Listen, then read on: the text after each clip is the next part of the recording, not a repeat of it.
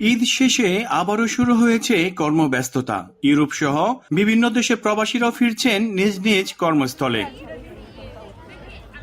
আনন্দ আর মেলবন্ধনের খুঁজে ইতালির রাজধানী রোমে জড়ো হন মুসলিম সম্প্রদায়ের প্রবাসীরা।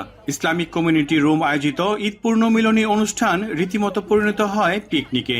ঐতিহ্যবাহী রং বেরঙের পোশাকে হাজির হন অনেকেই। অনুষ্ঠানে ছিল মেহেদি আঁকার ব্যবস্থা ও চিত্রাঙ্কন প্রতিযোগিতা। শিশুদের জন্য ছিল নানা ধরনের খেলার ব্যবস্থাও। আড্ডা আর গল্পে মেতে ওঠেন বিভিন্ন দেশের মুসলিম সম্প্রদায়ের প্রবাসীরা।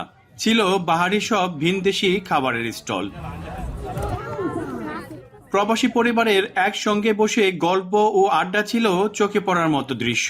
প্রবাসের মাটিতে ফুটে ওঠে ঈদের আনন্দ। This is the first, type of project in the whole Italy, so it's very important. And as I told you, before, you can look for more on our social media. নতুন প্রজন্ম ও বিদেশিদের কাছে সংস্কৃতি ও ধর্মীয় সম্প্রীতি তুলে ধরা ছিল এই আয়োজনের অন্যতম উদ্দেশ্য।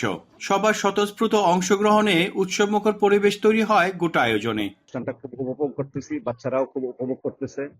আজকের অনুষ্ঠানের মাধ্যমে আমরা যেরকম উপভোগ করতেছি, তেমনি ভাবে বিদেশিরাও জানতে পারছে ইসলাম সম্বন্ধে। আয়োজনের মূল লক্ষ্য ছিল ইতালিতে বেড়ে ওঠা নতুন প্রজন্মকে ধর্মীয় সংস্কৃতির সঙ্গে পরিচয় করে দেয়া এবং সবাইকে এক সুতোয় গাঁথা।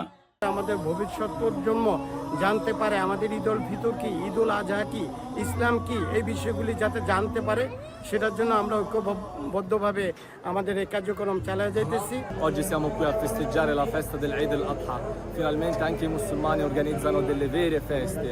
শত ব্যস্ততার মাঝেও প্রবাসীদের বুকে এই মিলন মেলা যেন সবার ক্লান্তি দূর করে দিয়েছে। আগামীতেও এই ধরনের উৎসবের মাধ্যমে সম্প্রীতির এই বন্ধন অটুট থাকবে, এমনটাই প্রত্যাশা রোমে বসবাসরত মুসলিম কমিউনিটির। মনিরুজ্জামান মনির, এখন ইতালি।